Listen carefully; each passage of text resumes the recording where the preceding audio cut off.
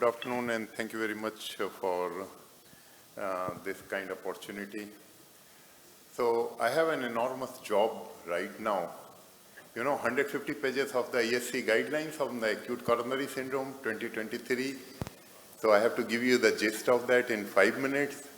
And then the ACC-AHA guidelines, another 150 pages in another 5 minutes, and then I have to give you the differences, evolution, everything. So I have the permission of the organizers to extend my presentation a little bit if I am over that, okay? So what's the purpose of the guidelines? Optimize the treatment of acute coronary syndrome based on the scientific evidence. This is acute coronary syndrome guidelines. But how do I see it? It's a widespread dissemination of the concise, unbiased, crisp and clear. It should percolate down to the clinic level, non-conflicting and latest scientific evidence for the diagnosis and management plans for the standardization of the medical care. So that what I am practicing, if the similar clinical scenario is with Dr. Abdullah, he is also practicing the same, and there is no conflict in the management of these patients. So in the last 1 decade, there are a number of these guidelines. Of course, the ESC has been very active. 2023, they gave the acute coronary syndrome guidelines. The acute coronary syndrome means in the one single guideline, they gave unstable angina, non-ST elevation, and the ST elevation, myocardial infarction, everything. Previous to that, in 2020, they have given the non-ST guidelines separately, and 2017, they gave the ST segment elevation guidelines. Though it is said that they have done it for the first time, but for me, 2018 also ESC gave one guideline of the myocardial revascularization, which was for acute coronary syndrome as a whole. The ACC-AHA has been lagging behind. We don't find anything, and what, for the comparison's sake, I have taken is the 2021 coronary revascularization, which is primarily the PCI guidelines in collaboration with the SKY.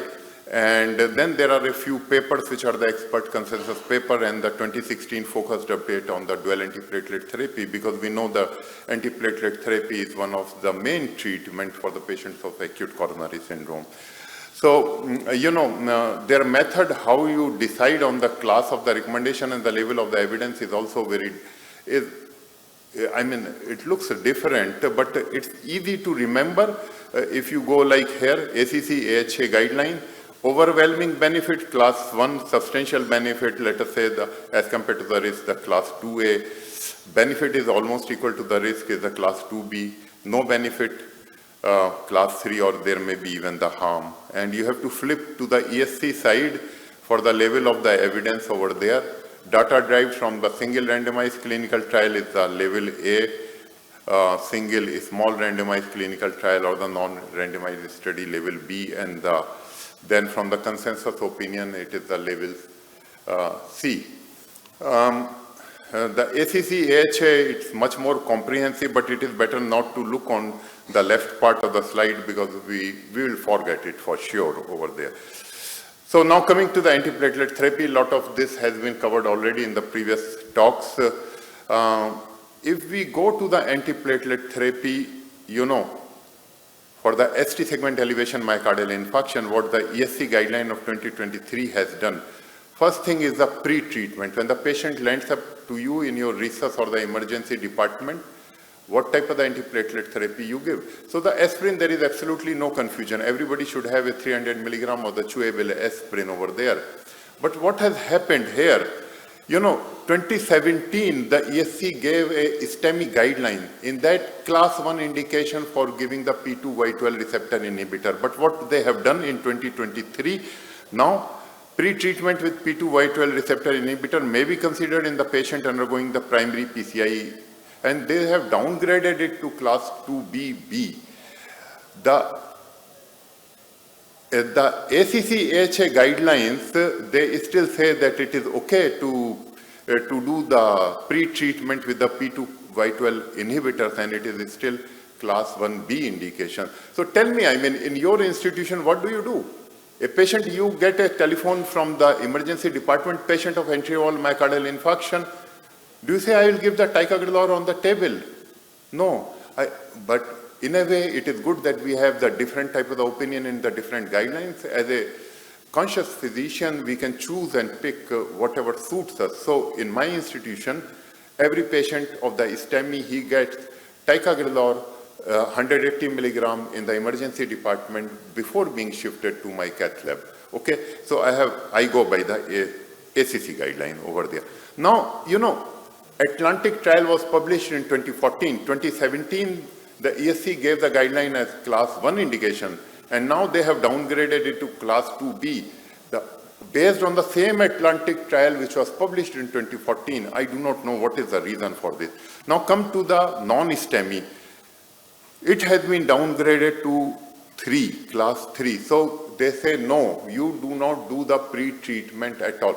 My patient comes with the non-ST elevation myocardial infarction in the night 10 o'clock. Next day, he will go within the first 24 hours for coronary angiogram. Do you keep your patient only on aspirin? No, I do not keep it. I do not know what is in your institution. Maybe next day he says no. See, they say, okay, if the patients who are on medical treatment, non-ST elevation myocardial infarction, the Plateau trial showed that those patients who go for medical treatment, the ticagrelor is superior to Plavix and dual antiplatelet therapy can be given. You cannot give the prasugrel to these patients. So you can give it for the medical treatment.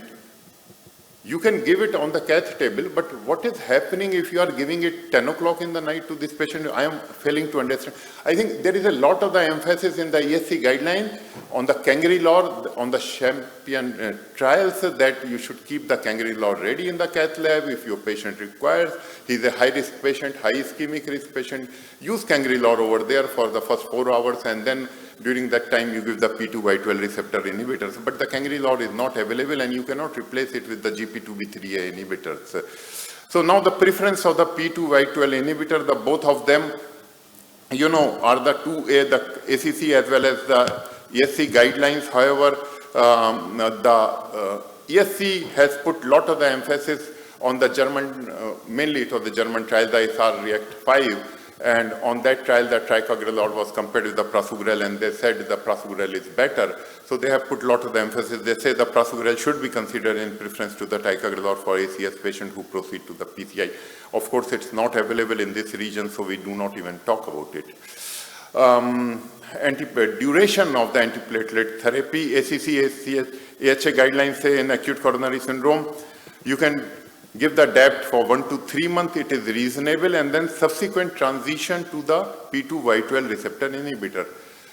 One good thing in both ESC as well as the ACC guideline, both of them, they now put the emphasis that in even acute coronary syndrome patient after your DAPT period, if it is an event-free DAPT period of 3 to 6 months in there, you can switch the patient instead of the aspirin, preferably with the P2Y12 receptor inhibitor.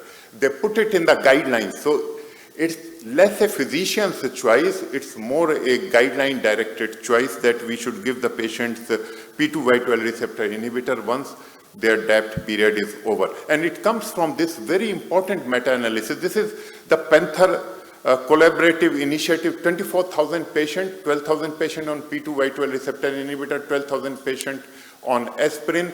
After the DAPT period, they were followed for 2 years, 24 months period, and then you see a composite of cardiovascular death, MI, and stroke is significantly less in those patients who were on P2Y12 receptor inhibitor, and it was being driven by a very important thing, that is the myocardial infarction, which was significantly less in those patients who were on P2Y12 receptor inhibitor. Whatever you want to give, clopidogrel or ticagrelor. And then stroke was less, ischemic stroke, and surprisingly, hemorrhagic strokes were also lesser. Definite and probable stent thrombosis significantly lesser. Major bleeding not significantly increased. The same in both of them. And the net adverse clinical event was better with the P2Y12 receptor inhibitor. See, in 2016, I am on the third slide, my God. In 2016, they published a trial in which they carried the P2Y12 receptor inhibitor alone for 3 years, and you see the substantial benefit with P2Y12 receptor over there as compared to the aspirin, and there was It got stuck here. The slides got, yeah. And there was no increased bleeding risk over there. If the patient is chronic coronary syndrome, so all the ACS patients, they transition after 1 year into the chronic coronary syndrome. The clopidogrel is recommended as a safe and effective alternative to the aspirin, and it is a class 1. So the aspirin is out, and the P2Y12 inhibitor as a monotherapy is in over there. So de-escalation, there is absolutely no mention in the ACC AHA guideline, but the ESC guidelines say that you can do the de-escalation. If your patient is on ticagrelor or high bleeding risk, after a certain period, you can put the patient on the clopidogrel. Post-CABG patient, both of them, they say the dual antiplatelet therapy. Of course, the ESC say it is 1C and the ACC say it is the 2B over there. I think... Extra 1 sorry minute. for that. I'll try to finish quickly. Non-STEMI, the timing within first 24 hours for the high-risk patient, very high-risk patient, the ASC says we can do it within, 2 hours, like STEMI. ST segment elevation, myocardial infarction, both of them, they say don't do it for the non-culprit artery, and without shock, you can do the non-culprit artery, either in the same sitting or within the first 45 days. So what is very, very important previously, there was absolutely no consensus for the non-culprit whether we should do the angiography-based stenting in the STEMI patient or should do the functional assessment. But now the ESC guideline, very good. It's a thumbs up there. They say that non-culprit artery stenting should be angiography-based, and the invasive, that means the FFR, is a class 3 indication over there. So the imaging, unfortunately, in spite of the Renovate complex PCI trial and the IVAS ultimate trial, in which these are the all-comer trials with the acute coronary syndrome patients, in the intravascular imaging, the ESC is still stuck up at the class 2A. Possibly in the next set, they will give it class 1 indication. So it's a little bit of the thumbs down there. One very disappointing point, in the previous ESC guideline, they said for those patients who come into the emergency department, we can do the non-invasive imaging, the coronary CT angiography as a method to diagnose these patients of the chest pain, but it has been downgraded to class 2A. I do not know, for those patients, how do we quickly diagnose in the emergency department if we do not do the CT coronary angiography? I think they are over-dependent on the high sensitivity troponin over there. Dyslipidemia management, combination therapy with the high dose statin plus ezetimibe, class 2B in the ESC guidelines, but I think possibly we are very slow, the ESC is very slow on this. If you see the Italian Hospital Association Cardiologist guideline, I will run you through this. Hospitalization for the acute coronary syndrome, the patient, this is the first time admitted patient, he is not intolerant to the statin. He has not taken the statins before, he has not chronic kidney disease, and there is no recurrent event. These guidelines, they say that you start the patient immediately on the statin plus ezetimibe. The Cardiology Society of the India also says all the patients of the acute coronary syndrome who gets admitted, you should give to all those patients, irrespective of their LDL cholesterol, the high dose, maximum tolerated dose of the statin plus ezetimibe from the day 1. So cardiac arrest, almost the same. The hypothermia, it is almost the same. The coronary angiography, it is class 3. The ESC has not given much of the liberty if there is a ST segment depression. However, the ACC guideline, they say that you can select and choose the patient. In some of the selected patients who have ST segment depression and have out of the hospital cardiac arrest, then you can take them to the cath lab.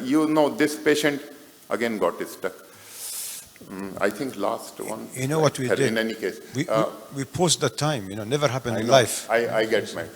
So I had a patient who had a 6 millimeter ST segment depression in all the precordial lead, had out of the hospital cardiac arrest. He came to me. What do you do with those type of the ECGs like this? I have to take the patient to the cath lab. I cannot treat him on the medical treatment based on the guideline. So there are some miss, some hit. And it is good that, we have ACC and the ESC guidelines. We have the liberty to pick and choose what suits in your geographical location and in your region. Thank you very much for extending it repeatedly.